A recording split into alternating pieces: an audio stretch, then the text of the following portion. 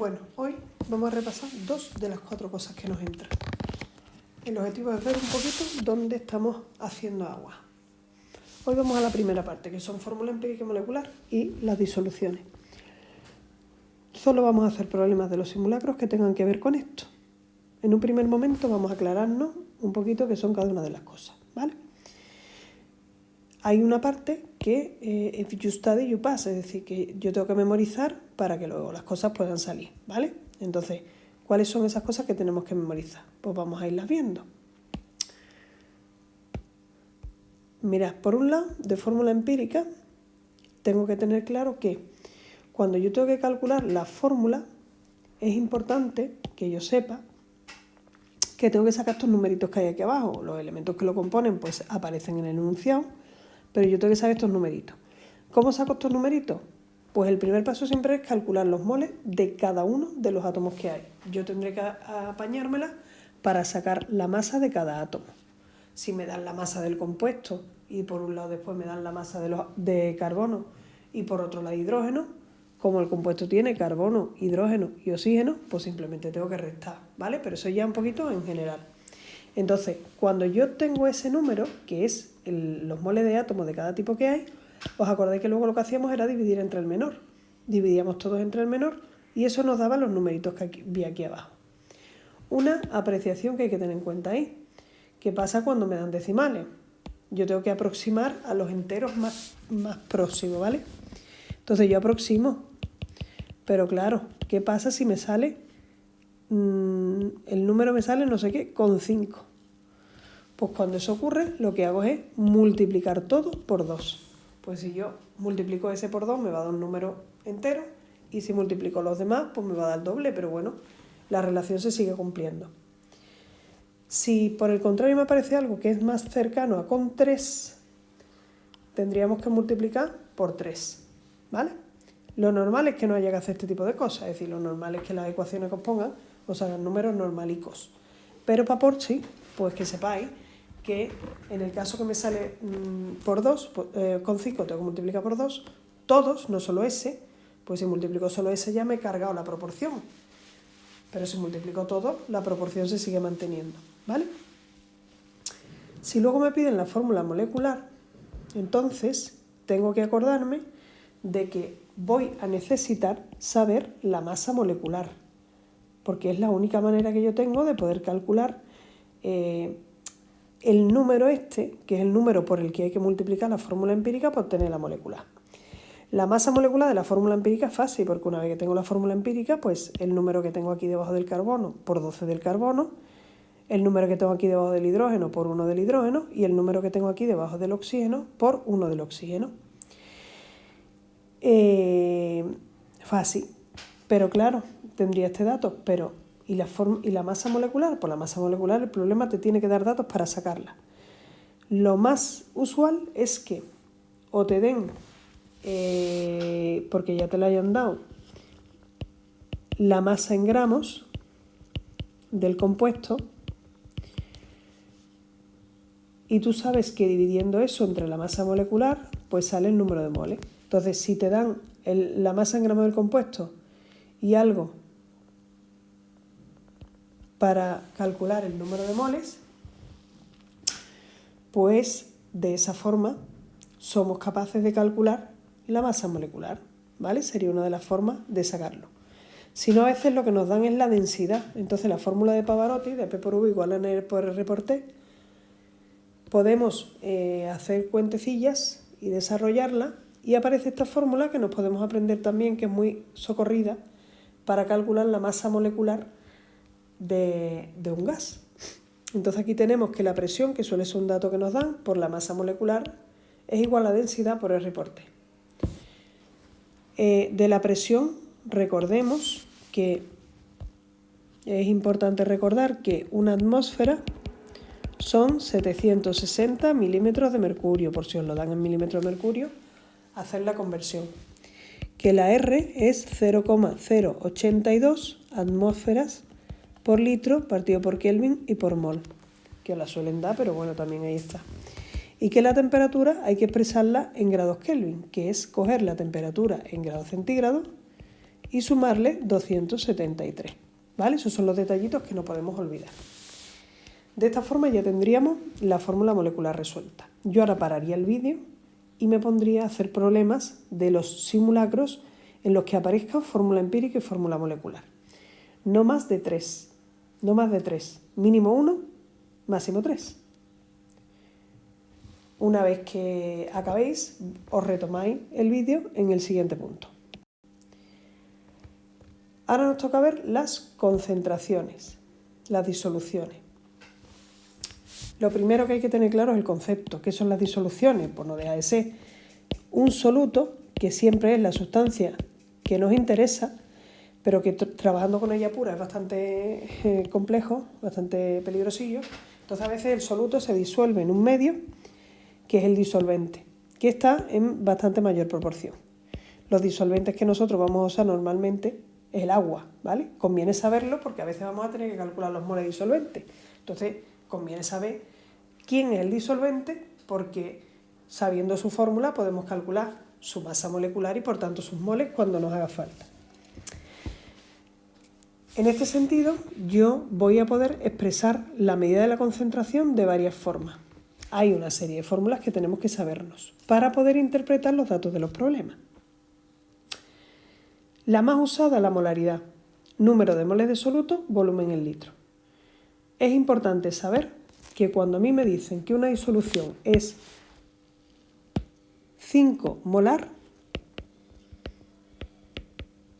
en ácido clorhídrico, es decir, que la concentración del ácido clorhídrico, la molaridad, es 5 molar, lo que me están diciendo es que hay 5 moles de soluto, que en este caso es el HCl, por tanto ahí tengo el número de moles, en un volumen de 1 litro de disolución.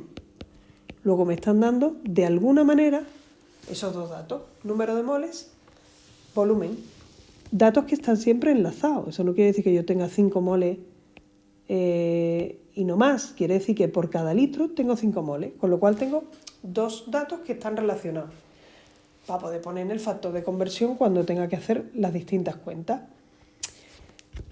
El tanto por eso se calcula número de moles de soluto, volumen en litro de solución.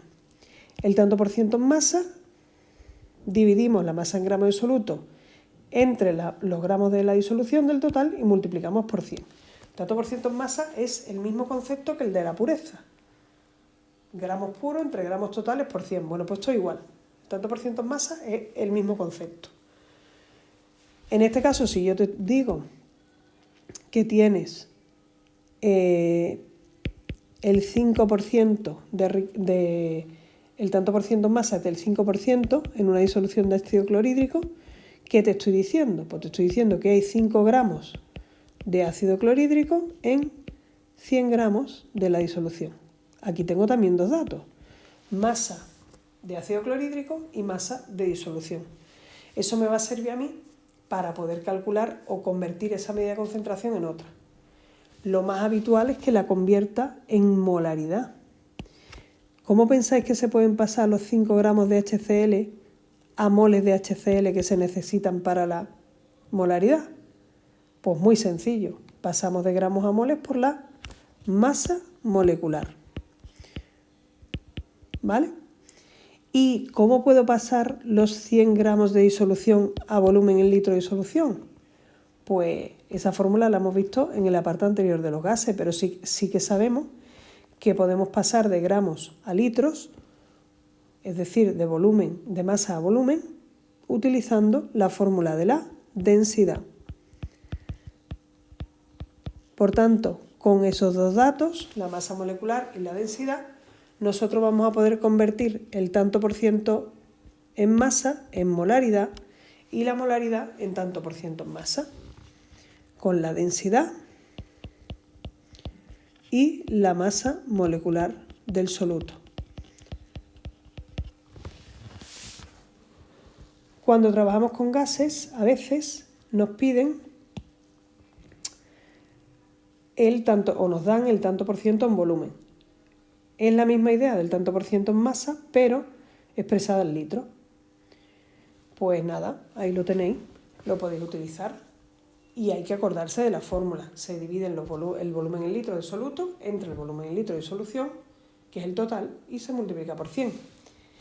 Cuidadito, porque si yo te digo que tengo 5 litros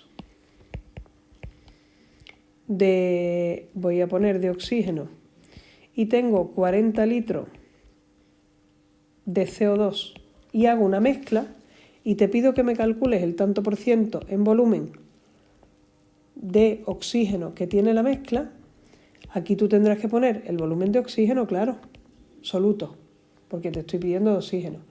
Pero ahora el volumen de la disolución es la suma de todos los litros que yo he echado ahí de gases. Soluto y disolvente. Abajo siempre se pone la disolución y luego multiplicamos por 100. Las unidades en este sentido se irían y aparecería el número del porcentaje en litros. La última de las fórmulas que aparece es la fracción molar de soluto. Las fracciones molares surgen al dividir los moles de soluto entre la suma de los moles de soluto y los de disolvente. Aquí lo que suele causar un poquito más de estrago es calcular los moles de disolvente. No es complejo si recordamos que una disolución está formada por soluto y por disolvente. En ese sentido, si yo tengo que los gramos de la disolución son 100, voy a poner el caso de una disolución que sea el 5% en ácido clorhídrico, ¿vale? Entonces yo tengo que en esto, por cada 100 gramos de disolución, hay masa en gramos de soluto, hay 5 gramos de soluto, en este caso de HCl. ¿Cómo podríamos calcular los gramos de disolvente? Pues lógicamente si la disolución es la suma del soluto más el disolvente, pues evidentemente la masa en gramos de ese disolvente, que como os digo normalmente es agua, sería 95 gramos. Esto nos sirve, sabiendo que es el agua, para calcular los moles de agua, porque sabemos que 18 gramos de agua son un mol de agua.